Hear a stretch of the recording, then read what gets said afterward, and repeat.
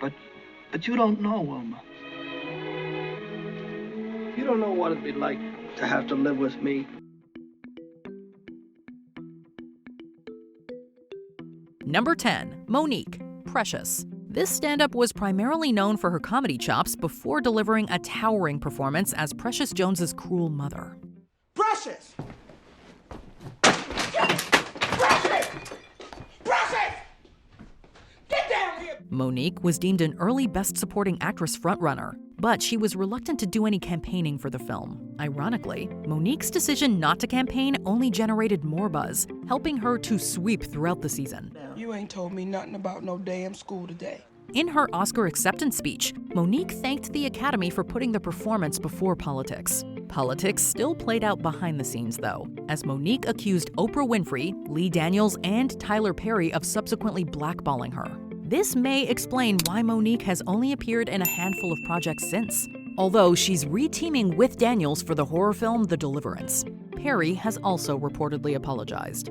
Miss West, I understand we need to discuss it, but I'm just telling you, you said I've been calling here and I've been wanting to see Precious and my grandson. You goddamn right I want to see them because they belong to me. Number 9. Josephine Hull, Harvey. When a Broadway show makes the leap to the silver screen, it's usually given the Hollywood treatment with bankable movie stars. Little May Simmons, I'm ashamed of you. Even if people do call your uncle peculiar, he's still my baby brother, and this thing is not his fault. James Stewart actually played the role of Elwood P. Dowd on Broadway before getting to immortalize the performance in the 1950 film adaptation of Harvey. Stewart wasn't the only one who returned. Josephine Hull originated the role of Elwood's older sister Vida. Reprising the part in the film, Hull went on to win a Golden Globe and Oscar for Best Supporting Actress. He drinks. To excess? To excess? Well, don't you call it excess when a man never lets a day go by without stepping into some cheap tavern? Despite raising her profile, Hull would only appear in one more film, 1951's The Lady from Texas. Yet Hull would remain active on stage, starring in productions of Whistler's Grandmother and The Solid Gold Cadillac, before passing away in 1957 at 80. You hear that, Judge? You hear that, Doctor? That's what we have to put up with. Number 8. Tatum ONeal, Paper Moon. At age 16, Patty Duke became the youngest Oscar winner for The Miracle Worker. The same year Duke won, Tatum ONeal was born. I want my $200. I don't have your $200 no more, and you know it. Fast forward 10 years, and ONeal broke Duke's record with her supporting performance in Paper Moon. We say supporting with quotation marks, as many would argue ONeal was a co-lead. It's bad enough you give away Bibles. But they're poorly. The whole country's poorly, I told you before. But Frankie Roosevelt said we gotta look out for one another. I don't care about Frankie Roosevelt. But he says it. That's so? Regardless, ONeal remains the youngest competitive winner almost 50 years later, although the Oscar has loomed over her career. While ONeal continued to star in films throughout her youth, her screen presence became more infrequent as she entered adulthood. ONeal's life has sadly been riddled with substance use issues and family tragedy. In 2020, she endured a 6-week coma and almost fatal stroke due to an overdose. She thankfully survived, but ONeal was diagnosed with aphasia. I woke up in a coma without any words, without anything. I didn't know where I was, and nobody could figure out what was going to go on, if I was going to die or if I was going to live. Number 7. Roberto Benigni, Life is Beautiful. Caneve in mezzo ai nani. Risolvi questo enigma cervellone nel tempo che ti dà la soluzione.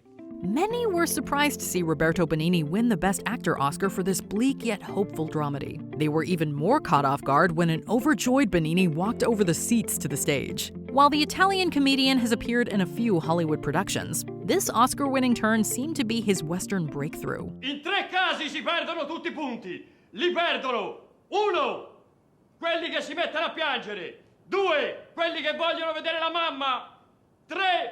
Quelli che hanno fame e vogliono la merendina. However, Benigni wouldn't direct himself in another lead role until 2002's Pinocchio, which won him multiple Razzies. After that, Benigni popped up on screen every few years, usually starring in indie fare. You know my mother? Do I know your mother? Yeah?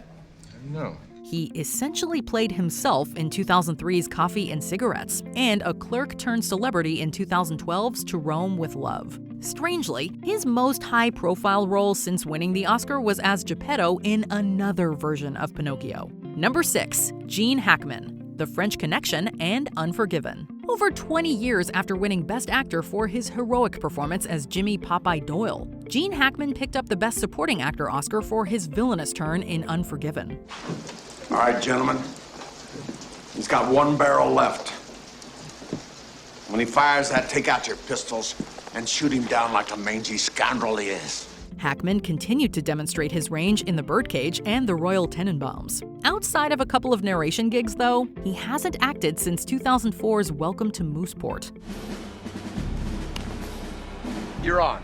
Although this marked his acting retirement, Hackman stated in a 2011 interview that he would be open to accepting a role if they could film at his house with a small crew. Hackman channeled his creative energy into writing books, his last novel being released in 2013. Now 93, Hackman lives peacefully in New Mexico, but we would love to see him give at least one more performance. Yeah, but this could be it.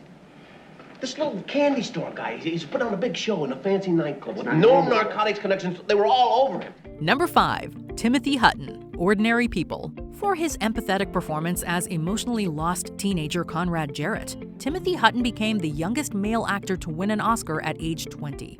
I was thinking about the pigeon. You know, the one that used to hang around the garage? And how he used to get on top of your car and he'd take off when you pulled out of the driveway. Although this seemed like only the beginning for a talented up-and-comer, Hutton is still best known for his breakout role. Most of Hutton's following films fell short critically and financially. Turning down risky business to do 1983's Daniel did not help. And I knew I should have felt something. But I didn't know what to feel. By the 21st century, Hutton was more visible on the small screen, starring in Leverage for 5 seasons. He was set to return in the revival Leverage Redemption, but Hutton got dropped when Sarah Johnson accused him of committing assault decades earlier. While the case was closed with no charges filed, Hutton hasn't appeared in a movie or show since. Listen, I wanted to say something about the other night. I mean, I liked being with you. I didn't like myself. Number 4. Mira Sorvino, Mighty Aphrodite. Diane Keaton, Michael Caine, and Penelope Cruz are just a few performers who won Oscars for their work in Woody Allen films. People often forget to include Mira Sorvino in that lineup. My real ambition is to be on Broadway in a musical. I sing.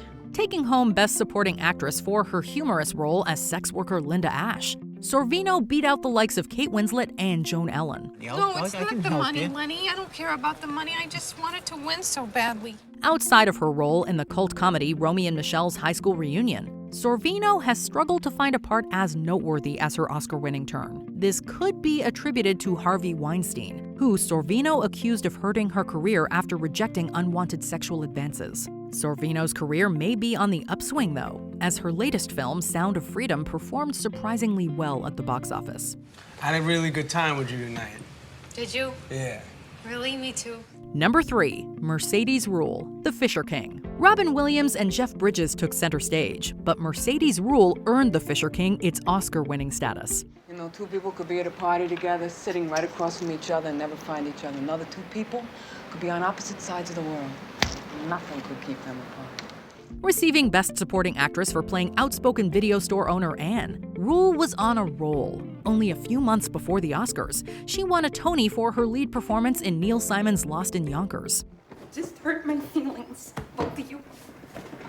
I know that you miss your mother, but that's no reason that you can be disrespectful to me.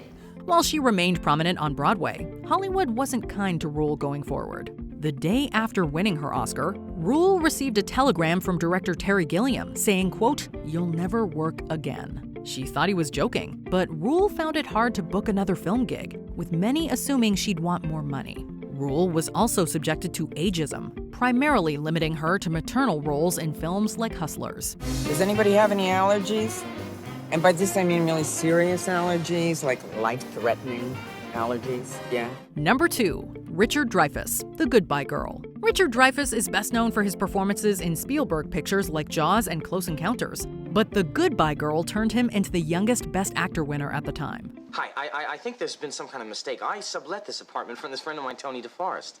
He lives here. Despite being at the pinnacle of success, Dreyfuss took a step back from the spotlight as he struggled with substance use and mental health, receiving a bipolar disorder diagnosis later in life. His Oscar-nominated performance in 1995's Mr. Holland's Opus marked something of a comeback, but Dreyfuss's high-profile roles have been few and far between since then. Now, to those of you in our audience who cannot hear, this evening you will be grateful for your hearing difficulties because I am going to sing.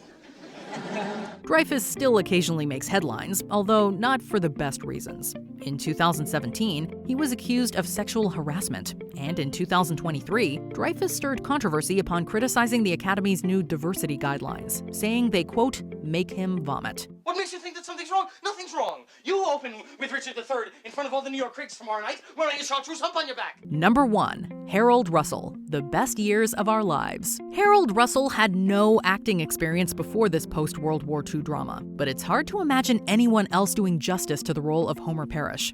Oh, go ahead, shake, pal. I won't bite you.